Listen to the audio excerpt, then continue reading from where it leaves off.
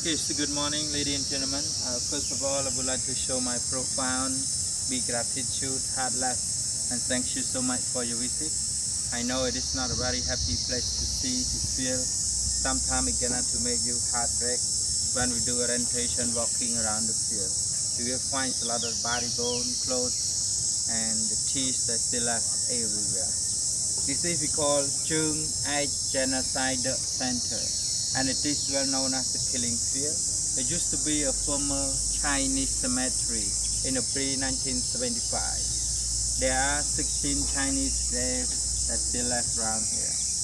In democratic Cambodia, from 1925 last to 1979, a dictator Pol Pot and his member, Mr. Dutch, a prison chief of the F-21, had choosing this place as a killing field because of three reasons. Firstly, it was a former Chinese cemetery. Secondly, it is located very close to the city center, to the prison F-21. Thirdly, the road condition was very bumpy and rough. It used to be an Oscar road and a silent place. Nobody would like to visit the Chinese cemetery because they feel very scary of the ghost spirit. So to start, there were 7 up to 8 trucks transferring the victim for a couple of months, from 30 to 40 people.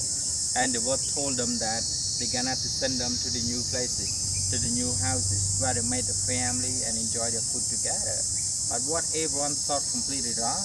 They forced victims to tie both hands behind the back, handcuffed, shackled the leg, blindfold with a black mask. They know exactly where they were. Upon their arrival under the tamarind tree over there, this is the truck stop. And then the executioner, the staff of the Khmer Rouge, forced all the victims get down and asked them to double check the name on the list. Volunteer signature their death by their own self. Something happening again and again. What they did to study in human torture at the prison F-21, right here they did more. And then some of them were forced to dig their own grave from the field around here by they themselves. After they complete digging their own grave, the executioner forced them to kneel in front of the mass grave. Okay. Then the executioner took agricultural tools instead of using gun because he didn't want to spend a lot of money to buy a bullet, not to make a noisy, and not to quick killing the victims. So what they gonna to use such as a hoe, axes, chopper, bamboo stick, wooden stick. So they just beating and smash the victim body down into the mass grave. One mass grave containing from 10, 100, 400 bodies that covered by the bloody, they still breathe in, breathe out under the sunshine.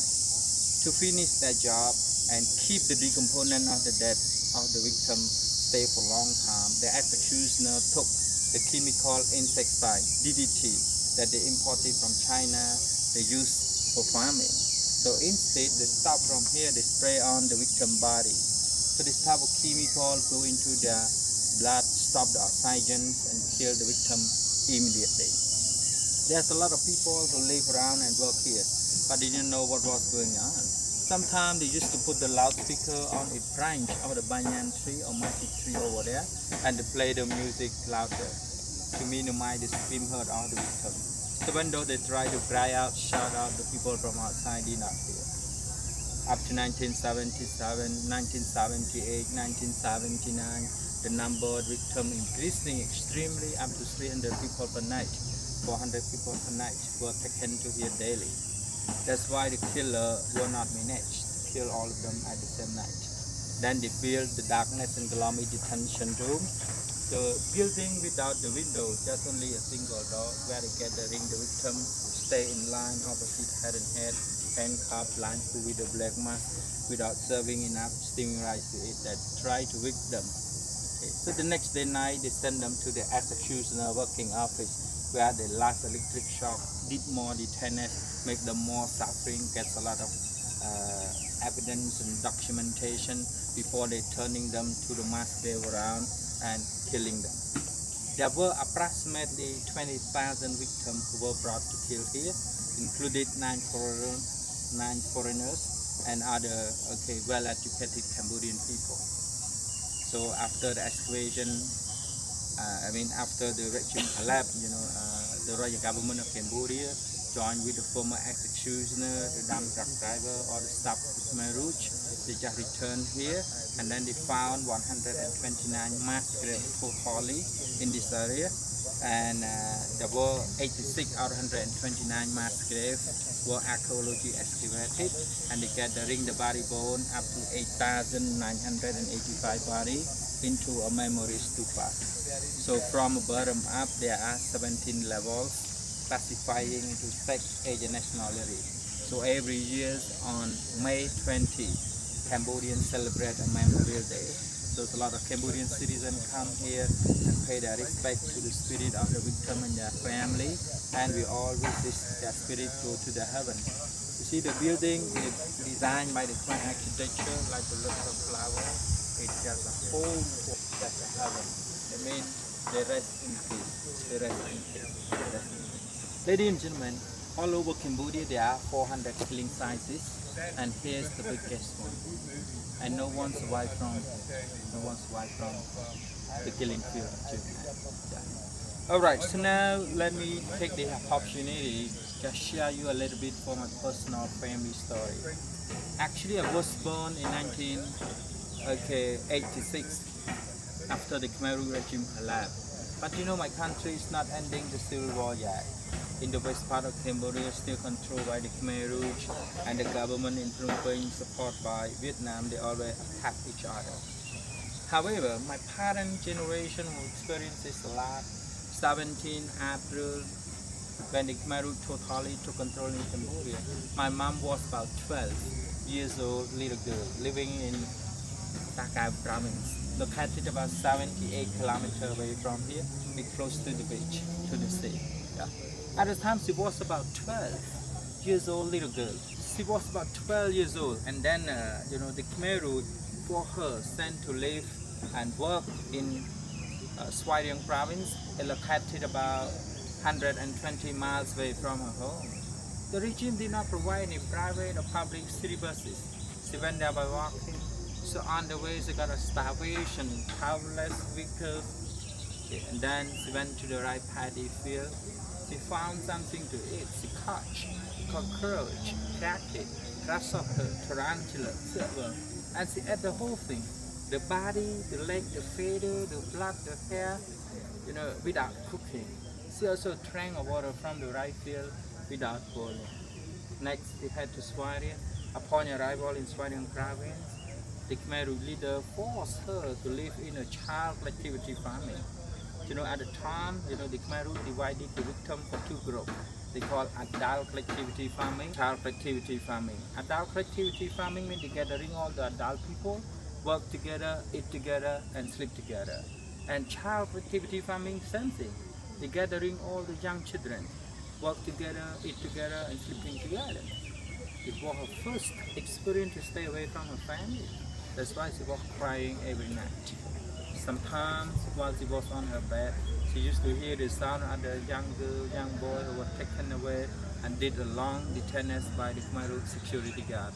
So those young victims calling for food, calling for help, calling for the supporting. But the people in the dorm just kept silent. The next day morning, she was forced to work into the rice paddy field, working as a normal farmer, planting the rice, harvesting the rice from the morning till the evening time, without serving enough food to eat. She saw a lot of young children being arrested. Some of them recruited as the executioner and they stopped, and some of them were forced to work and killed every day. In 1978, she was moved to the new collectivity farming, and then she had a chance to catch up the neighborhood, and they told her that all her family were forced sent to work along the Thai border. Some of them were forced to work in Phu San province, some of them sent to work in Siem Reap province, and some of them sent to work in Battambang province. A bad news about moving her family to the Thai border made her very down. But she keeps hard working. She doesn't give up. So till the Liberation Day on 7 January 1979, my mom found her way to get back home and hope to reunion her family. So day by day, month to month, years to years, as she's waiting for. Unfortunately, none of her family, no one come back. Changed her mind, become a very silent lady. She doesn't talk much about the regime instead of crying. My father, who had lost some of his family members, a great man standing and telling the story. However, both of them are weak victims. After the war ending in my country, there was no psychology doctor, there was no nurses. People, start to believe on Buddhism, which play an important role to our society. That's why once a month or twice a month, I and my brothers always take our parents to the Buddhist monastery, and we well prepare for fruit, food, some money, offering to the venerable Buddhist monk, do chanting, blessing for our family, for our ancestors, and for the victim spirit. Hearing a Buddhist monk blessing made my parents down, and then they start calling and crying for the family members. Mr. Dun, Madame Yun, Mr. Dara, Madame News, and so on. So those names inspire me, my grandparents' name, my aunts, my uncle names, whom I had never seen or in a piece of photography, whom I had never taken some time together. This is how I understand the war affected from one generation to one generation. And it's not only my family, every single family in Cambodia been affected by the region. That's why I'm so proud of you who participate in this activity. I know that's a lot, that's very moving to take, but it's very important for you all to learn about the dark history of this country in the way not to repeat it in the future. Ladies and gentlemen, the world doesn't learn from the history at all. The war and the genocide started in World War I, in World War II, it happened in Germany, Russia, China, that it kills a lot of people. And then it happened in the Buddhist country, Cambodia, South of Asia. Nearly half of the population died just for 3 years, 8 months and 20 days. And then, well, it's not, no, it still happened in Rwanda, in Timor, Nigeria, Yugoslavia, Libya, South Africa, Afghanistan, Pakistan. And today it still happening in Ukraine war, it still happening in Palestine, Gaza war, it still happening in Myanmar, Burma war, and now the conflict between the Indian and Pakistan, in Kashmir, they try to, shooting each other. I think more than 30 people die at the moment, at both sides, more than 100, victims are still in the hospital. That's a big concern, It's happened because of power, politics, discrimination, hatred, different philosophy and creed. And kindly use it in a positive way. Yeah, here we go.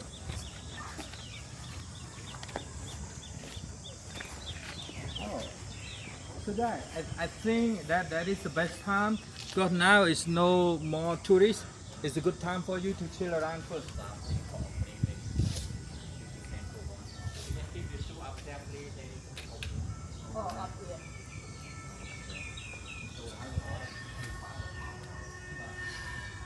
Sheesh.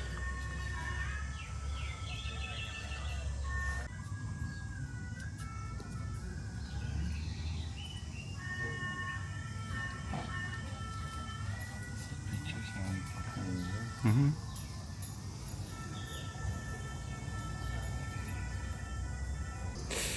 That's crazy.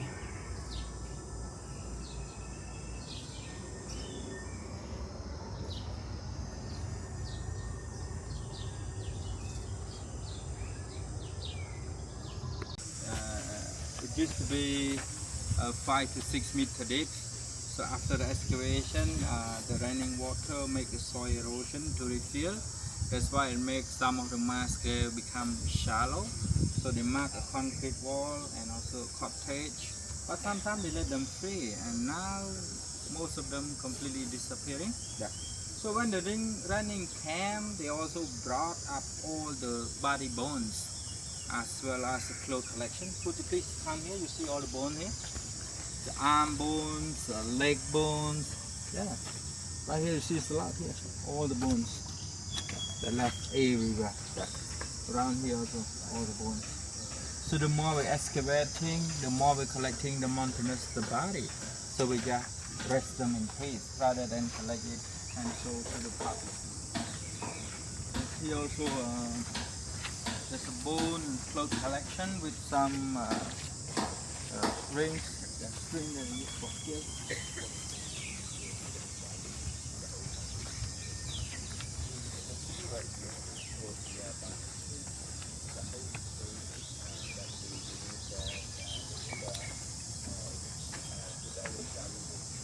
Alright, so ladies and gentlemen, as I mentioned, it's a big tree known as a banyan tree or a holy tree, but some people they call it the Buddhist tree or magic tree. A tree where the Buddha who sit down and did meditation to reach enlightenment under this type of tree. So in democratic Cambodia, the former executioner, the staff used to put the loudspeaker on its branch and to play the music louder to minimize the skin hurt of the victim. So when they try to cry out, shout out, the people from outside did not hear, and then it's suspicious, just a meeting, just confront, but there were thousands of them lost their life. Yeah. Okay, so carry on.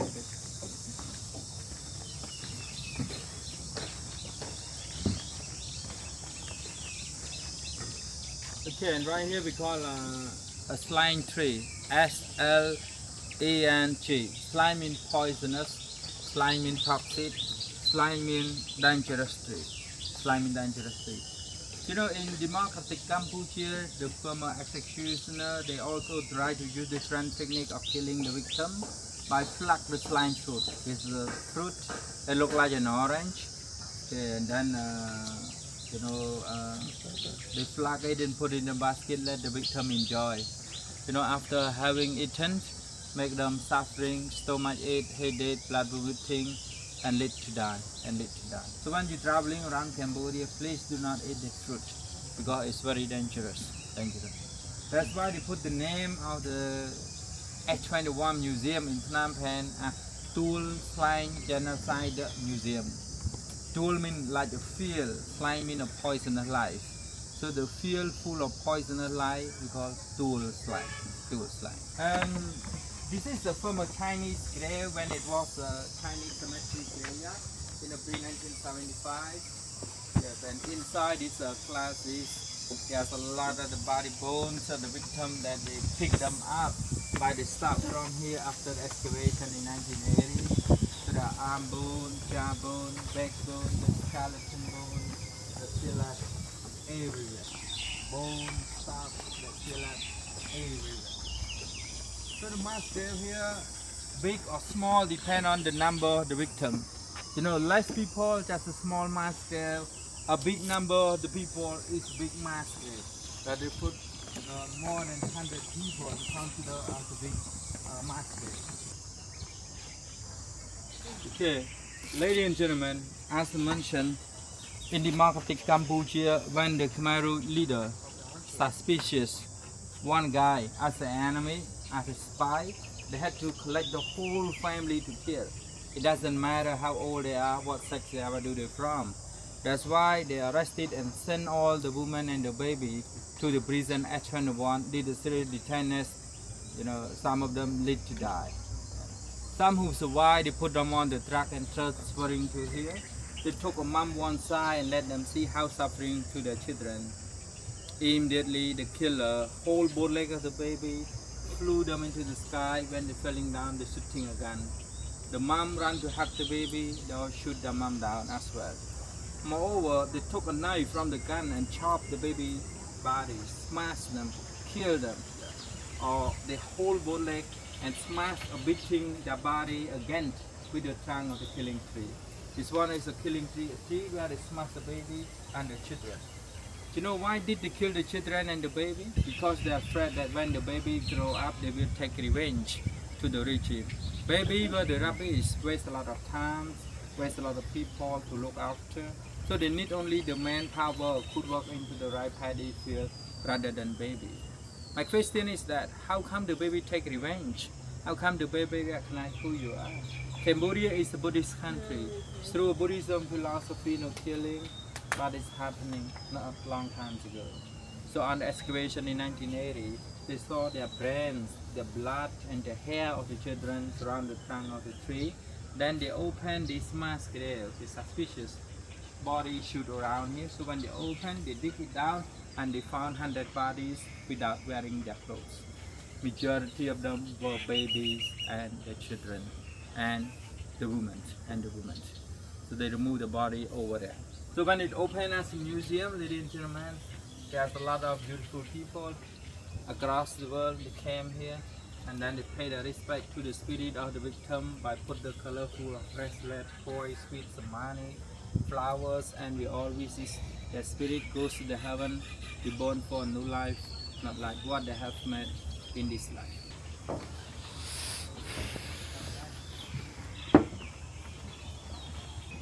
You see more clothes and stuff over there that's still coming up there. All the clothes everywhere. Of the clothes collection are children clothes and adult clothes. Yeah. So today we rest them in peace also. No more collection. Yeah. So when we walk around, we see a body bone. You feel about 50% are the human being. But when you come here, you see the clothes. You all covered by the clothes. You wear it, you dress it. 100% human being. It comes automatically to our mind as a human being. So if you turn around, this is a natural lake. They call it Chung Ai Lake. But in 2000, the royal government they give a land concession to the private company. They start to develop it by build like a train, okay, and with to make like a private sector and the museum land. Yeah. But in the lake here, you know, it should be there's a lot of the body bone also that's still left. Because we never try up and excavate it and collect a lot of bones. I believe that there's a lot of bones still in the lake.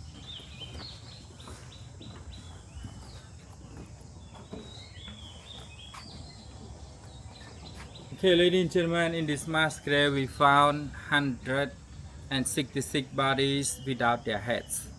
You know who were they? They were the Khmer Rouge military themselves.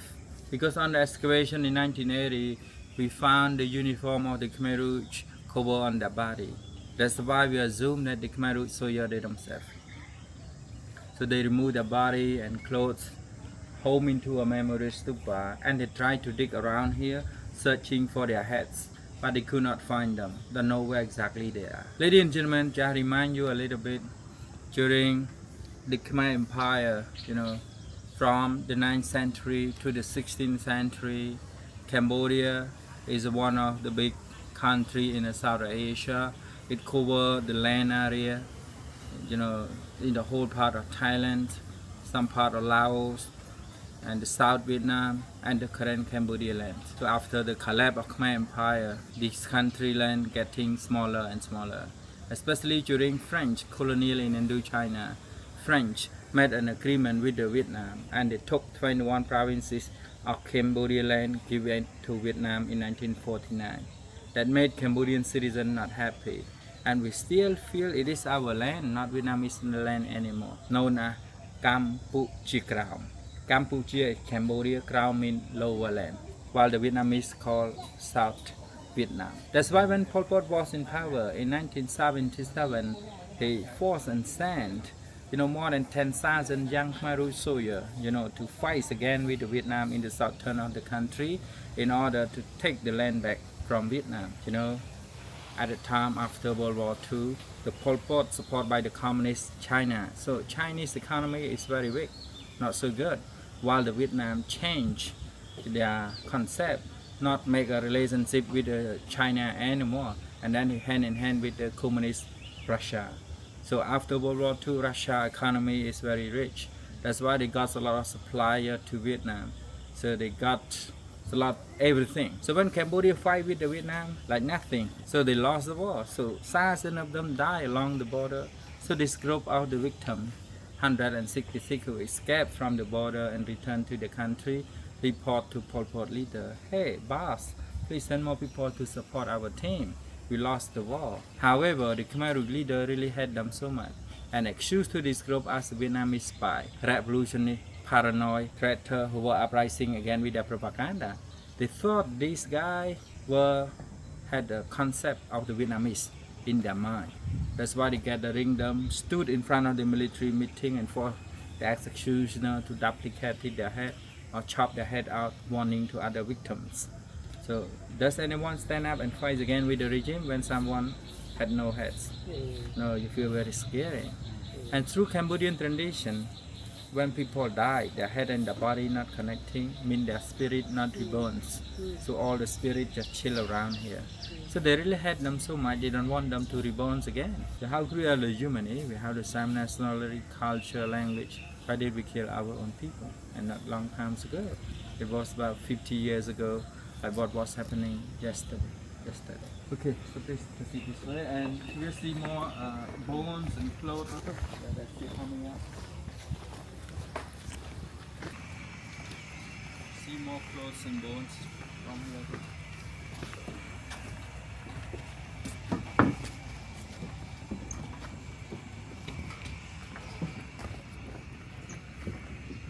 In this mass grave, from a very small space, how many people did they find from here? 450 bodies. They look like the mountainous of the body that they gathering. And it used to be 5 to 6 meters deep after the excavation. The rain water make the soil erosion. Then it becomes shallow one, the mass concrete rock. And they remove all the body bone, 450, go into a big memory stupa over there. If you turn around, this is we call a killing tool, storage room, where they actually keep the agricultural tool instead of using guns, because they don't want to spend a lot of money to buy bullets and not to make a noisy and quick killing them. So what they're gonna use such as a hoe, axes, chopper, a wooden stick, iron stick, a knife, charcoal, keychain, sword, taker, and a knife, weapon, electric cables, and so on. So they found it around here easily and kill and torture on the victim as well. So after the war ending, the former Khmer Rouge security guard or the local people who live around here, they came and destroyed the whole structure and took all the agricultural tools for household consumption. So nothing left right now. Yeah. So we know all of this just told by the former executioner and the staff who work around. Okay, and then they came here and told a story. Yeah. And this is the we call a palm leaf, ladies and gentlemen. Okay. Instead of using gun or agricultural tool, the executioner also used to cut like a leaf of the palm tree. From the tree over here, the big tree over there. But the young one is very sharpening. It look like a razor. It look like a knife. The teeth are sharp. The teeth of the saw, and then the fourth victim knee in front of the mass grave, and then the throat cut with the fresh palm leaf. So blood come out and they die very quick.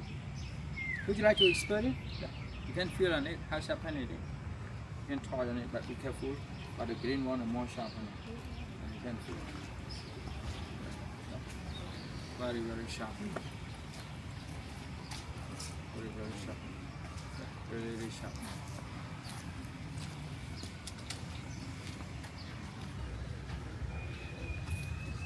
This is where the executioners were stationed. The office as well as the killing field were equipped with electric power, which enabled them to conduct executions, to read and sign the rosters that accompanied the victims to the site at the nighttime. Whoa.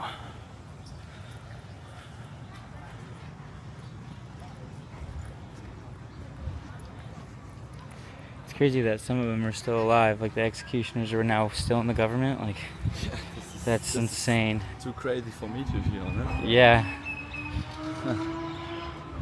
Here's where they transported people. Some days, the number of victims executed increased to 300 per day. That's insane. Good morning, ladies and gentlemen. A warmly welcome to Tools Line Genocide Museum, and it is well known as S21. S stands for Security Office Prison, and 21 it just stands for the postcode, like the place number. The design on order of the Khmer Rouge leader Pol Pot and the prison chief Mr. Dutch, used as the security of his prison for detention, interrogation, and human torture after the civil information record, and then they killed them. So the S21 it used to be a high school. They called Tuol Swai Prey High School. So when it turned to be a prison, they put the prisoner about fence and the scene around the school.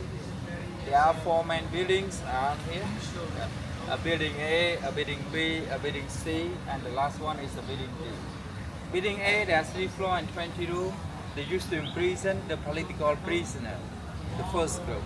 So who were the political prisoners? They were the Khmer Rouge, they themselves, or political leader from the previous government, the colonial government.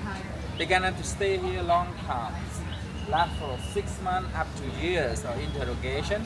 Then they put them on the truck, transfer them to the killing field and kill them. The rest of the building for ordinary victim. Ordinary victim considered as a teacher, professor, as a well-educated Cambodian people. So they cannot stay here from daily, weeklies, monthlies, and then they put them on the truck, sent to kill as well. So they imprison them in building B, C, and D, gathering more than 10 to 20 people in each room. To start, there were 155 victims arrested and brought to torture here. But later on in the late 1979, increasing extremely up to 20,000 victims, and there were only 12 survivors. So we got like 8 adult technical survivors, such as typewriter, painter, stone carving maker, engineering. They all were very useful to the prison chief, Mr. Doi. Then how they freed them. Plus with the 4 young children who escaped by hiding the body under the clothes of the victim. So 2 were adopted, sent to live in Germany, 2 still live here, and plus with other adult survivors, they stay over there and telling the story. So we cannot meet them, listen to the storytelling as well. So in the late 1978, the Khmer Rouge leader got to know that they cannot lose the law. That's why they start collecting the last victim here, destroy some evidence, documentation before they're running away to the Thai border. On the Liberation Day, 7 January 1979, when the Vietnamese Army and the United Front for National Salvation, they came here, they got a very bad smell inside the school building. And then they opened the gate, they came to the building A, they found the last political victim who were killed by the Khmer Rouge a couple of weeks before they left Phnom Penh City. So the corpse were unrecognizable, became very decomposed, very frizzy, disgusting, and then they collect all the corpses and buried here. 14 bodies, one of whom was a lady. Then in December 1979, the Royal government of Cambodian collecting all the evidence, confession letter, killing tool, and other evidence, and opened the school after genocide museum. In 2009, the World Heritage Organization, UNESCO, made an MOU with the Royal government of Cambodia to list the 21 as World Heritage Site. So now it's not just Cambodian come to learn about it, but the world, people all over the world should come and learn about that atrocity that happened. Alright, so ladies and gentlemen, next we're gonna have to walk through each building and you'll get more experience. Yeah, there we go.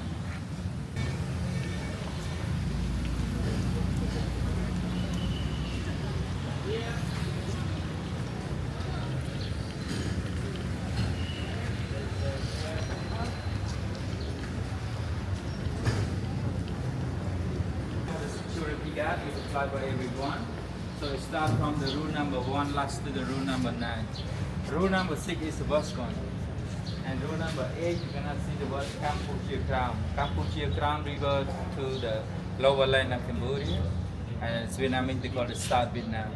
That French took it and gave it to Vietnam in 1949. Okay, so ladies and gentlemen, look at this picture over there. That's the adult survivor. Actually, there were 12 survivors out of 20,000 victims. We got like 8 adult survivors, but one is missing, Mr. Vong Phip. He was a former Khmer Rouge security guard.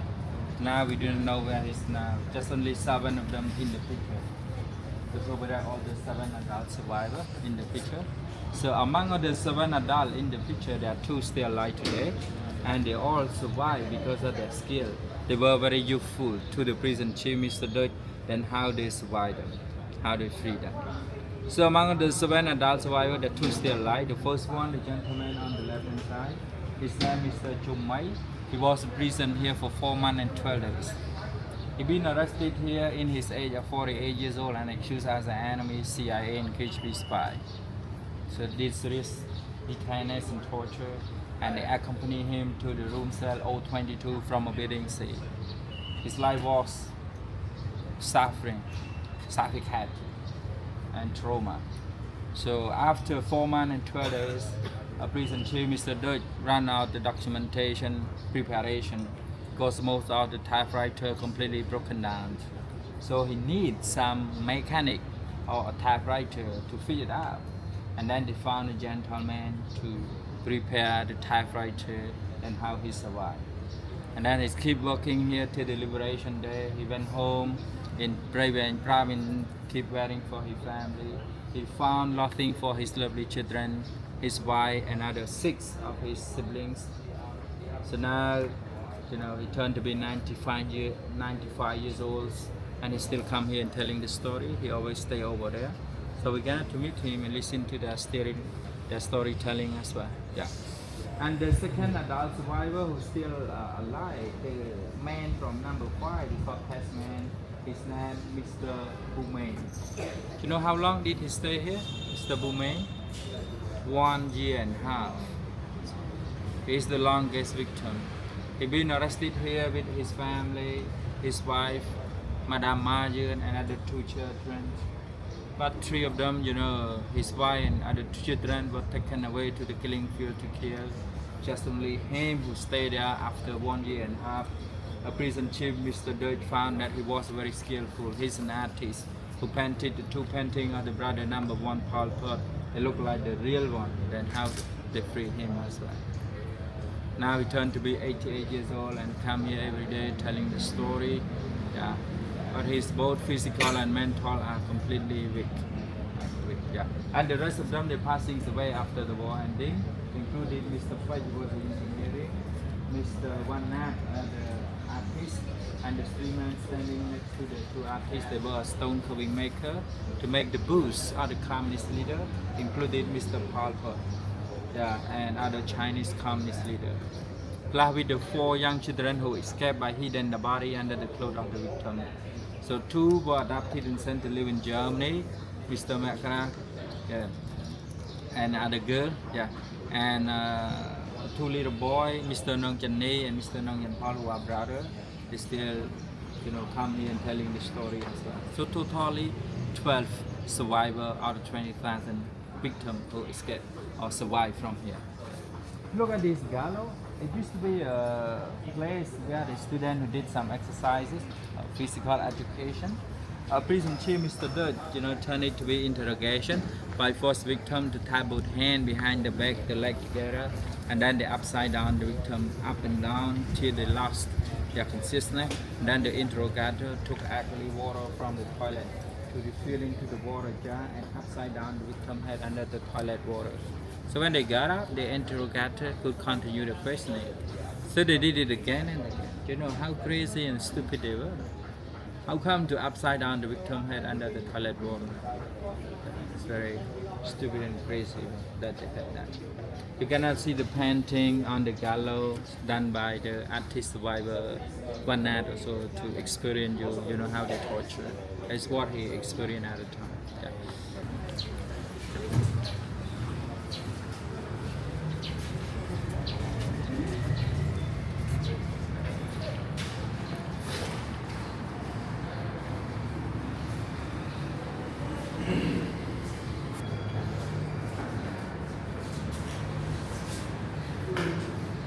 Okay, so ladies and gentlemen, when it was in prison, there was no electricity supply, no water supply.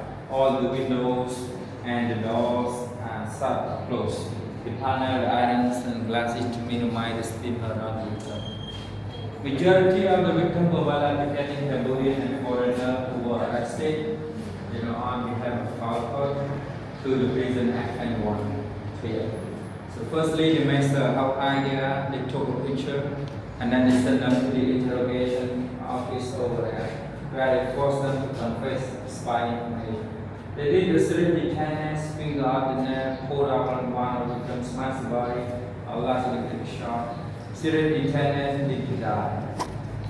They still survive, they accompany them to here. So most of the question and information that they want from the victims were the crazy one. Didn't know what it was about, like CIA, PhD. Most of them did not understand about it. Later on, they just send them to here, shackled their legs with a long, heavy keychain to the floor, to the bed. For the VIP victim, they got a bigger room, for people. Purposely with bed, mattress, food storage, blanket, pillows. While the ordinary victim, they put more people in the same room side, and there was no purposely, no bed, no mat, no storage. They forced them to sleep on the floor. So both ordinary victim and VIP victim, they got three things play an important role in their daily life. This one is a metal box, serve as a toilet for defecating, one can for food eating, and a plastic bottle of water for drinking. So the sleeping here, eating here, defecating here, living in house. Then they took them to kill at the game. Ladies and gentlemen, in 1979 on the Liberation Day, the Vietnamese army joined with the Vietnamese journalists who were high and other former Khmer who stood up and fight again with the Khmer regime known as the National Front for the Salvation of Cambodia, the army. So they gathering here. So when they came here, they found unknown corpses were unrecognizable. So shackled or leg handcuffed and were broken and decomposed on the upper heads, and blood spread around here. So the photography taken by Vietnamese journalists who were high, documented, sent it to the leader in Vietnam, and some of them still is visited here. Ladies and gentlemen, if you came here this time, I believe that you may not stand here more than 15 minutes because of the bad smell of the decomposed corpse, very fishy, dirty. So they can remove the corpse and bury it from outside. And on the ceiling is part of the killing evidence, the blood of the victim that they left and around here.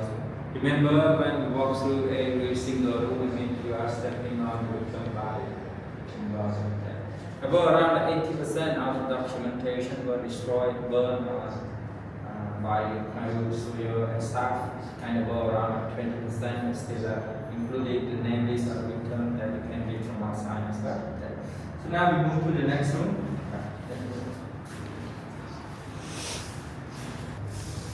Ladies and gentlemen, in this room we found two corpses. So just forget about the picture. If you look at the reality that happened on the floor, it's the one who died here, next to the window, and it's the one who died right here. So some toilet box here, food container, there's a heavy long kitchen connecting with the shackle. There's a victim who died here. So they were unknown who were killed by the Khmer who was away. So they took two corpses and buried them outside.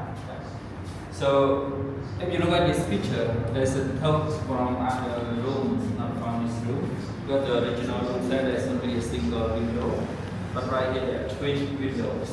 With the dirty abdomen of the corpse that's still left.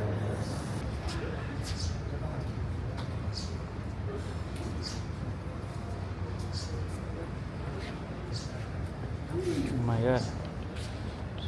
Shared birthday with 3 of the people.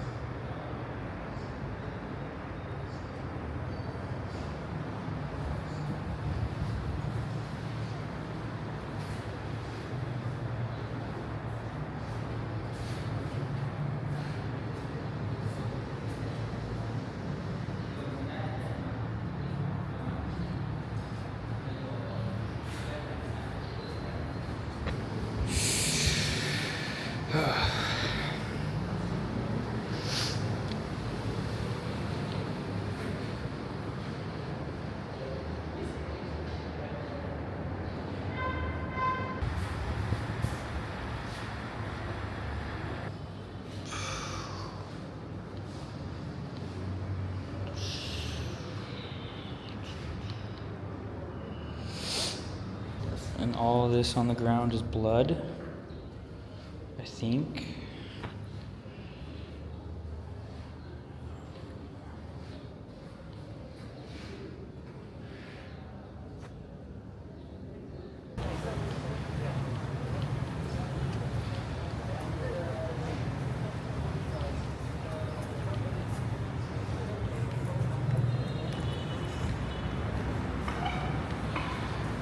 still see the blood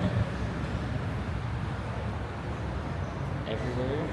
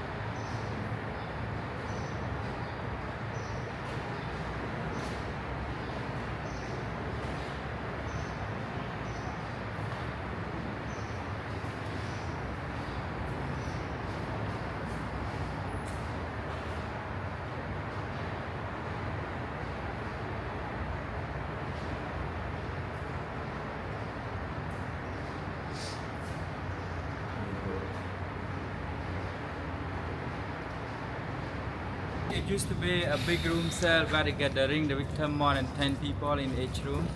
Yeah. And today it converted to be a museum where they display a lot of photography gallery of the top Khmer Rouge leaders, including Mr. Pol Pot, Nuon Chea, and Sri Sopam. Okay, the forced labor at the worker camp, how they forced the farmer, the citizen working, the photography of the young Khmer Rouge security guard below 18 years old, and the way how they torture. Sadness and heartbreak, that photography that's still left, that make you understand how suffer they were. Yeah. So inside we have got a lot of people as well, ladies and gentlemen. That's why I would like you all try to stay in the group, that you can hear what I can have to share to ladies and gentlemen. Yeah. Okay, so here we go. Okay, so ladies and gentlemen, look at this picture. It's the first day when the Khmer Rouge took control in Phnom Penh city for the last day of the New Year celebration, 17 April 1925. Look, all the citizens were joyful. They supposed that the communists will take over and bring power to the king, but everything completely changed. After 2 hours and hours, very young and aggressive Khmer Rouge, surrounded by bullets and guns, every arm, wearing a black uniform, come from different direction, shooting a gun into the sky, kick out all the citizens, force them to go into the field. Thousands and hundreds of them lost their lives. So this is map Cambodia, and here's where we are, about Phnom Penh city. If you go down a little bit, that's my mom's hometown, and she was forced sent to work here along Cambodia and Vietnam border. Her family were moved to Pusat, Patramon, and Syria. The war ending, my mom tried to escape and return home, waiting for her family. So none of them the ones survived except me. It changed my become a silent lady. In 1976, last 1978, they swapped people all over the country from place to place in another country. So all the atrocity done by the group of dictators, Pol Pot, Nuon Chea, Ieng Sary, Sun Sen, Tam Mok, and other top communist leaders. They try to build the atrocity, kills a lot of people at a time, and then they paranoid their own political leader themselves by collecting them to kill, including Mr. Sun Sen, Minister of the Ministry of the National Defense, Koi Chuong, Minister of Ministry of Commerce, Won Wait, Ministry of Finance. So they kill and destroy their own political leader themselves. It's the prison chief, Mr. Dutch, were brought to the justice, and he died in 2020 caused by sickness. And this is Pol Pot, salad salt, about the number one. Ladies and gentlemen, when they first came here, when they first arrived, this is a picture when they first arrived. So they took a lot of photography with the number, and it's very, number means the place number, like the postcode, where they're from. So after they collect all the evidence, ask the photography or documentation, and then they ask all the victims to take out their old clothes.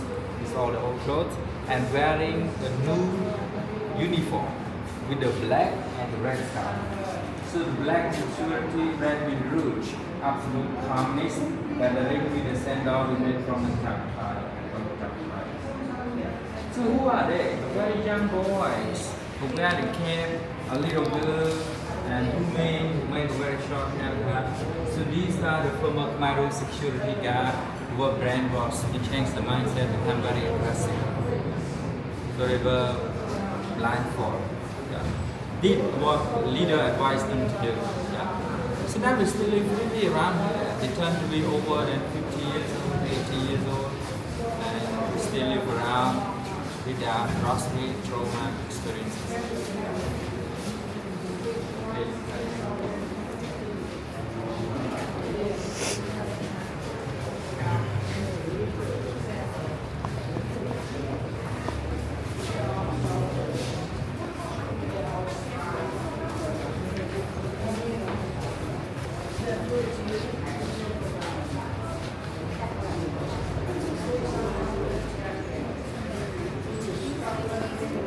Heavy working day, on the every meals time, like lunch or breakfast or dinner.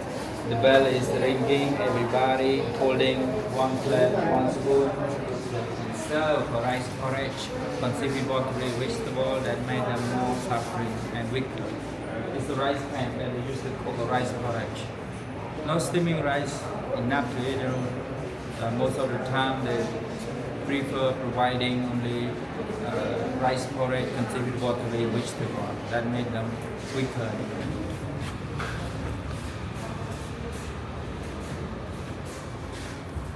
Alright, so this is the before and after. So when they send them to the prison at Phnom Penh, the documented measure and student detainees cursed to die. You know why did they take a picture after killing the victims? So they use some of this photography in the interrogation room as a propaganda warning to the next victim to just come. And also report to the leader how many spies did they collect to torture and kill.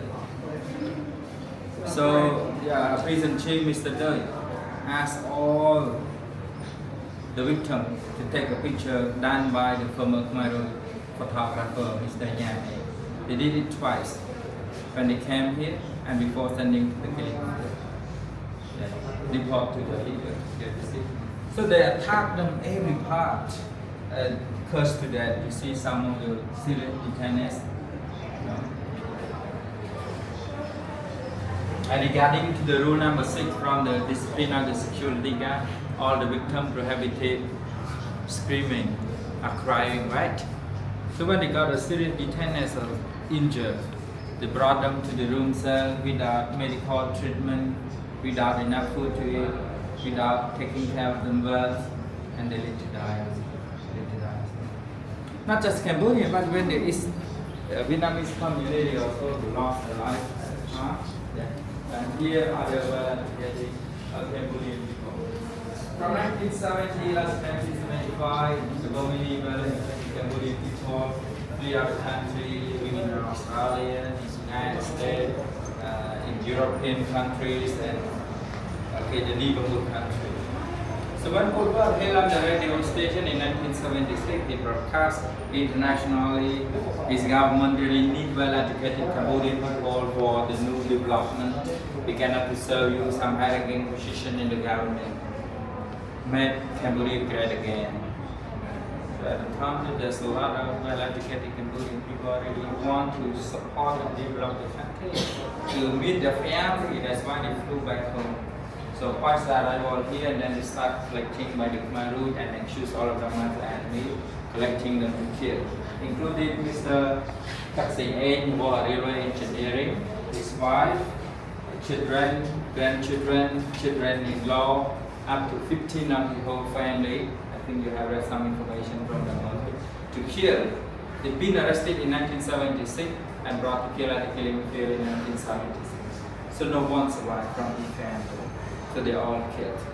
He killed also Mr. Phnom, Professor of Law, Mr. Tamon, Professor of Medicine, another well-educated woman, Madame Boplana. She was a composer, because she got a pregnant little babies, and she also died. This is the postcode of the place number where it's from, and this is all the information wrote by Mr. Dutch, who used a typewriter to record all the information. But just some of them still left, most of them were destroyed. And these are the rest of the well-educated Cambodian. So after the war ending, the world sure well-educated Cambodian left. How did Cambodian rebuild their country? A big supporting from your government, from the people that you bomb me US dollar to the government of Cambodia. So our first mission is to clean and clear out the landmine all over the country, mainly in the west part of Cambodia, and we start developing our country step by step, and we are here today. So all the infrastructure, all the main sectors in Cambodia we compared to the region. We are not the bad, but it is acceptable, and we keep moving. Ladies and gentlemen, the birthplace of well-educated Cambodians as well as non-educated people that they quick supporting to the communist movement led by Pol Pot group in the way to save their family, in the way to free themselves. Unfortunately, they were the victim as well. For example, Mr. Sixan, the Khmer Rouge staff who work in the region code 25 in the northeast of Cambodia. But he did not know what happened to the family on 14 May 1978. The Khmer Rouge themselves, they paranoid and accused his family, his wife, Madame Jantamsun, and his little boys as the spy, and they brought them to torture here and took the kill at the killing field. So to commemorate for both of them, we also built a statue at the killing field representing of Mr. Seitan family. Yeah. This is how they take a picture. For them to sit down straight away, no turn around. And here are all the young children evidence that he become here. Most of them below 10 years old, 12, 30, and less than that. They are too young. They are too young. They are too young. So it looks like my mom and a little boy. If you want to get more attention, please look at their eyes contact, eyeball. They can share you a lot of information. Every single children, every single victim can share you different opinion of how they suffering, Yeah.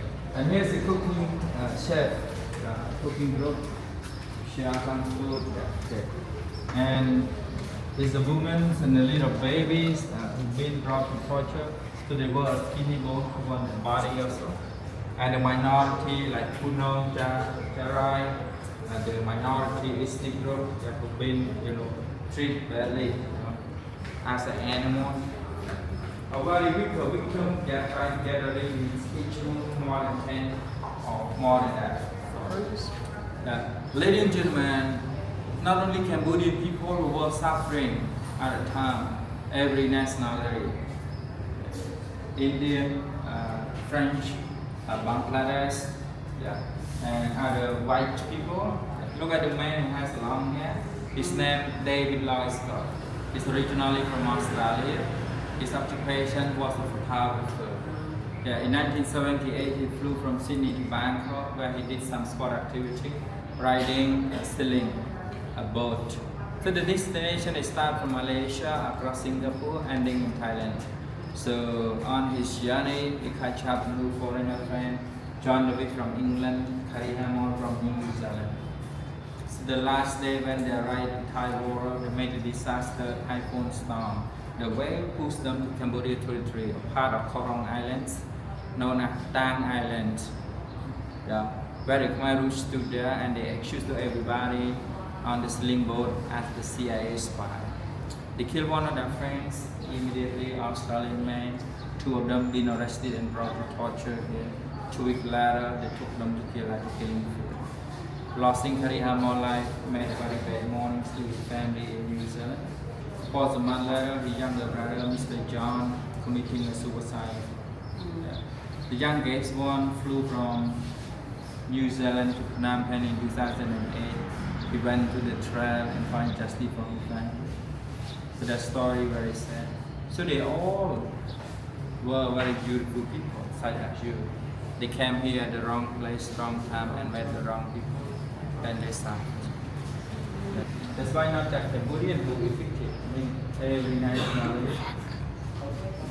Pol Pot used to be a venerable Buddhist monk. He learns a lot about Buddhism philosophy, become a very good citizen when he was in Cambodia. Since he moved to Paris, France, he started changing his mind. He brainwashed himself to be a communist leader. That's why when he stood for power or rising for power, he prohibited all the religion by converting all the religious temples, including mosque, Christianity church, Hindu temple, Buddhist temple, were turned to be re-education camp, gallery, and they burn all the documentation, including Bible, Quran, Vedas, and they forced and sent all the religion people, including the venerable Buddhist monk, the layman, laywoman, sent them to work in the right field. Thousands of them lost their life. Have you been to Angkor Wat temple? And did you see some statue inside the temple? Most of the statue had no arm, leg, head, or lost some part of the body. So it was destroyed by the Khmer Rouge regime at the time as well. So they did not accept when the statue, they destroyed it.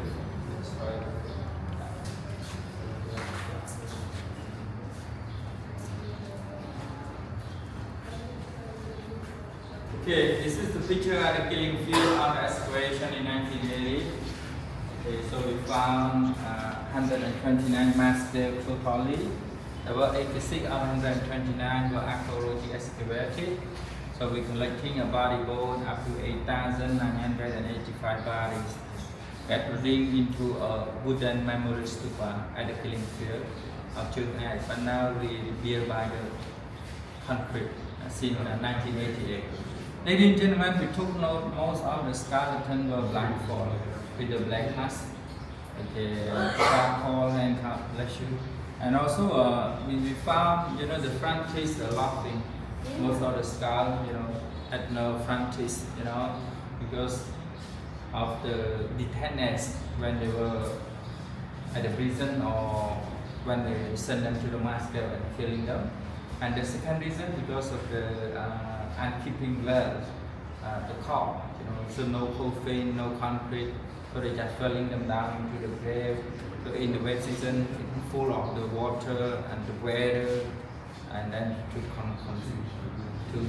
make a decomposition, to make it, falling down and spoil it.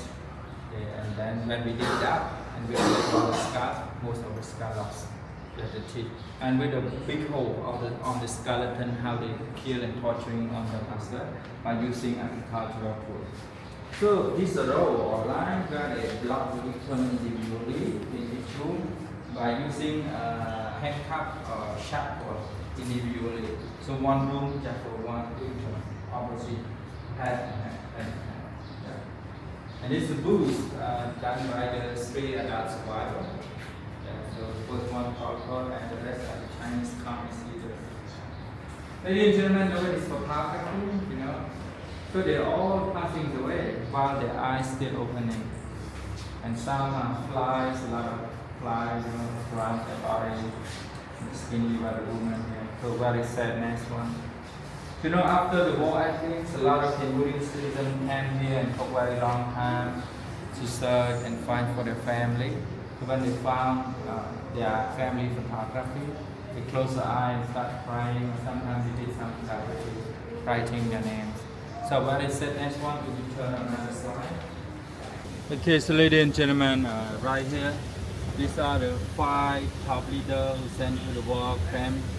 Okay, after the war ending, yeah, as I mentioned, the 5 top leaders, including Mr. Noon Chia, brother number 2. He was the former the deputy secretary of the Communist Party Cambodia, and Mr. K. Sompon, he was the head of the State of Democratic Cambodia, but he has no power. The power based on power, in the hand of power. Okay, Mr.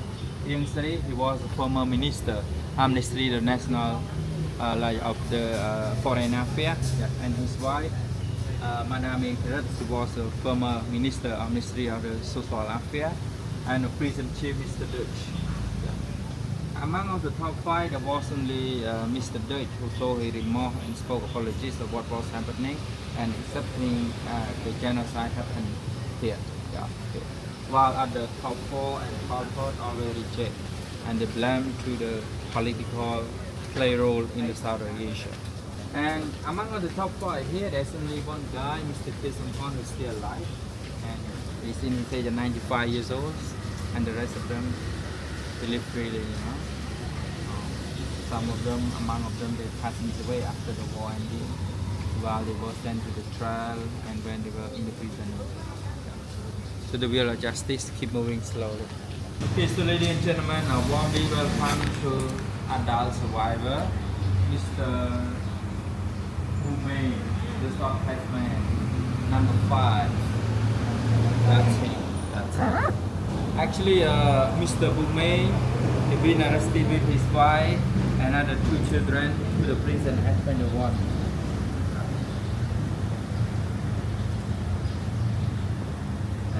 This is his wife, Madame Mayun, her number is 31. So they all accused for genocide war. Yeah, they call them after the spy, you know, like CIA or KGB. Yeah, and they did a straight detention. Accused all of them as the enemy. So they sent and tortured his family and imprisoned them to other building. And Mr. Bumei was sent to prison in the building C on the 4th floor. So daily, this is a picture how they torture him, you know. So the guard always accompany him from the room cell to the interrogation room right here, ask him to sleep, and then they did the detain seriously and brought the salt water that made him more, you know, suffering, more suffering. A bad luck to him, a former Mairuti executioner is still alive. Mr. Him Hui, he lived about 40 kilometers away from here. They used to ride him at the horse from the ground floor to the upper floor, made him very painful of the bloody. After 1 year and a half of the detainees and you know, torture, okay, one day when a prison chief, Mr. Dutch, you know, came here and looked around, okay, to double check, you know, his staff of him, and then he saw a portrait of his boss, Mr. Pol Pot, from the window. And then he really needs very professional artist to painting of his boss. And then he found a gentleman here, Mr. Bumei. He took like 3 months to complete, you know, painting the 2 paintings of the brother number 1. It looked like the real one. Then how to survive. And he keep working here till the liberation day. He looked around and searched for his family, but he could not find his family. could not find his family. Okay, and then in 2012, he been to the Khmer Rouge Tribunal Court, and he did testimony on the prison chief, Mr. Dutch, and then he asked a lot of questions about his family, and Dutch spoke his policies, and told him that his family had been arrested and brought to kill at the killing. That made him very soft and crying. So now he got nothing, ladies and gentlemen, and then he just come here and demonstrate his personal story in the way to share his experiences to the people around the world, to educate them, and also to make his living as well. So if you guys would like to take his sadness history book, or you want to support them, or you want to support his association also, you can buy this book. It costs about $10. So now he turned to be 88 years old, ladies and gentlemen, because of 1 year and a half of detention that made the gentleman were very suffering at the time, and now changed him become a very weak people. Yeah, very sick of his brother and sister out of 8. Okay. So now he turned to be 95 years old, and he come here to share his story and make his living as well. So if you guys would like to support him also, you can see this book. Yeah. Ladies and gentlemen, look at the next building. See, actually every building in 1975 was not covered by the fishnet barbed wire. But in 1976, a lady from the upper floor, she could not control her human torture, died better than live. Then she committing a suicide by jumping out the building. So to prevent other victims following her, the staff from here took the barbed wire fence to cover on the wall connecting with the liquefied carbon to stop them, turning the classroom to be a very small shell by the solid brick and concrete. Individual room cell just for one victim. On the ground floor, no roof, no door. But on the first floor, it's more sadness. It's made from the thick wood, smaller one. So they have the door to floor with a tiny window that we can see. The room cell, it look like the coffin. It's less than a body size. So the adult survivor, Mr. Chumai and Bumei, who imprisoned in this building. So Mr. Chumai stay in the room cell 022 because strength on the left side, that's him. And the number 13 upper floor, that is another artist survivor, Mr. Bumei, that is stay there for 1 year and a half. So it's very smelly also on the first floor with the thick wood. Yeah. Really suffocated. Yeah. You have read the 9 discipline or the security guard which apply for everyone, but for ordinary victims who were in prison from building B, C, and D, the extra 5. Number 1, no dirty. Number 2, no committing a suicide. Number 3, no moving. Number 4, keep silent. Number 5, asking permission from the guard if you need some water, drinking, or going outside. On the wall, they used to put like the wood bar, hang on the room key. Room key number 1, room key number 2. So they just broken the door on the wall, which allow the security guard walk up and down to double check. So every 15 minutes, the guard holding the gun walk up and down to double check, make sure everyone stays stable. The one who breaking the law, they gonna to arrest it and kill them immediately, put them on the drug transferring to the killing field. Okay, and the next building, D, that's one of the big room cell where they gathering the victim as well. Yeah. And then you move to the building D. So on the way you can see the picture of the child survivor. Actually, they found the child survivor took only 5 under the clothes of the victim behind this building C. But a very young girl, about 4 months and 12 days old, there's no meal briefing for many days, and it's passing away. There's only 4 child survivors. 2 were adopted sent to live in Germany in 1986, but 2 little boys who are brothers, Mr. Nong and Paul and Nong and me, they stay over there. And we came here and telling the story also that you can take.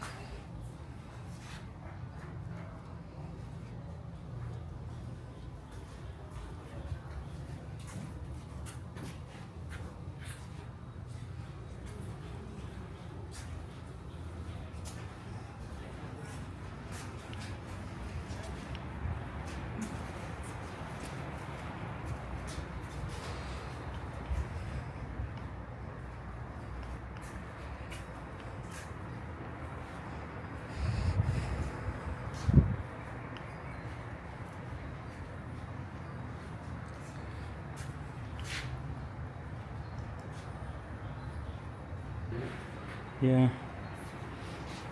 Some of them do look like still red. Yeah, there's lots of blood right here. Oh, yes. It's everywhere.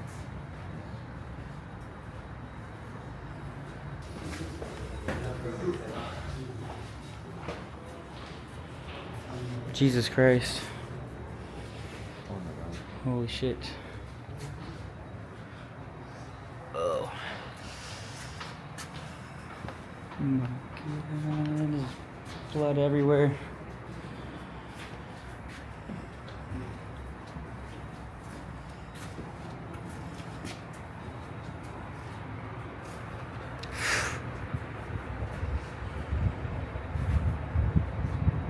It's like real life horror.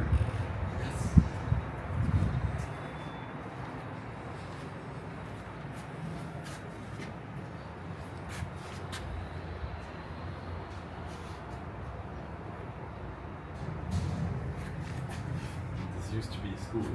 Yeah, fuck. Completely different, opposite things. It smells like intense in here too. Oh, it's the word, I guess.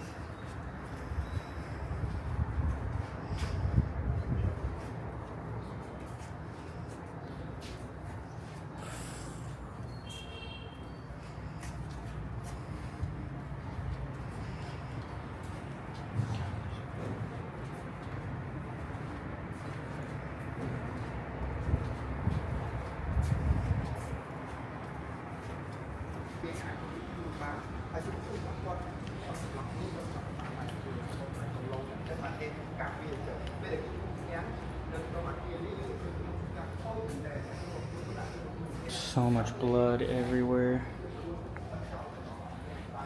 Crazy.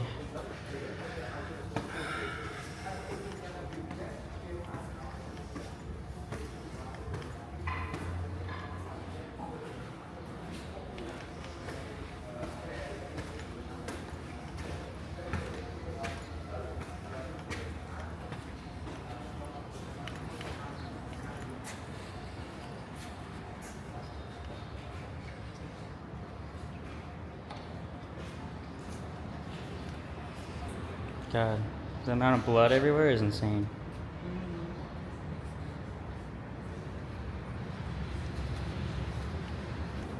No sandals. No facing.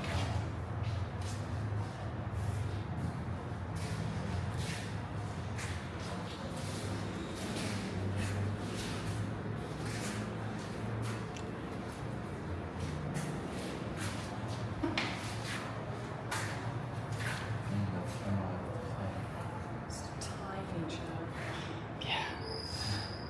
Wow. It's like the look in the eyes that always get me. Fuck.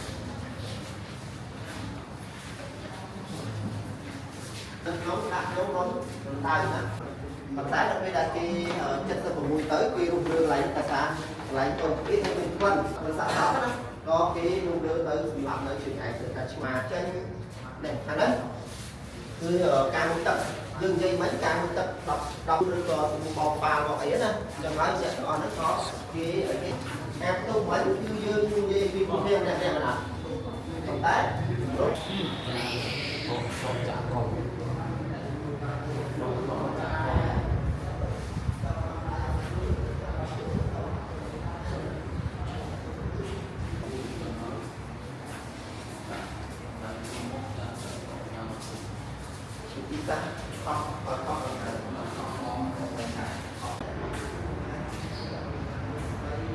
No.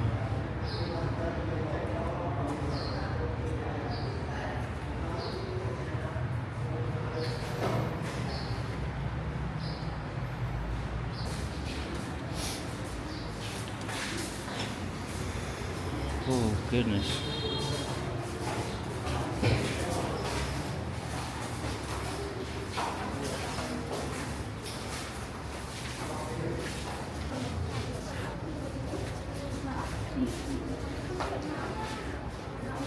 Đây là con bôi mà làm đồng lý từ ông con đang làm một tờ trâu quả sự con là vậy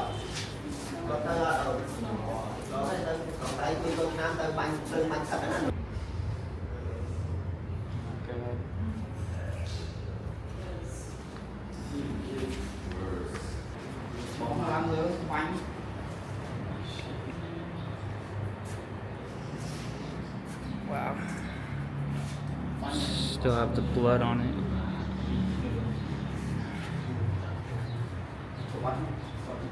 Whoa. In the shape of Cambodia. Yeah. That's intense.